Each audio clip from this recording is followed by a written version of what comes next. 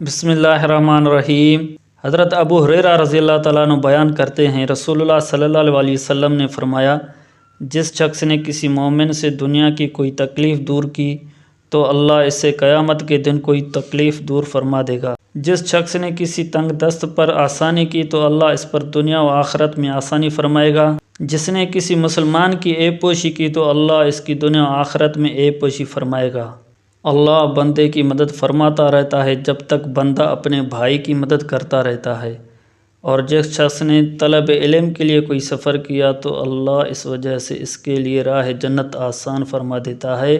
اور جب کچھ لوگ اللہ کے کسی گھر میں اکٹھے ہو کر اللہ کی کتاب کی تلاوت کرتے ہیں اور آپس میں پڑھتے پڑھاتے ہیں تو ان پر سکینت نازل ہوتی ہے، رحمت انہیں ڈھانپ لیتی ہے، فرشتے انہیں گھیر لیتے ہیں اور اللہ اپنے پاس فرشتوں میں ان کا تذکرہ فرماتا ہے۔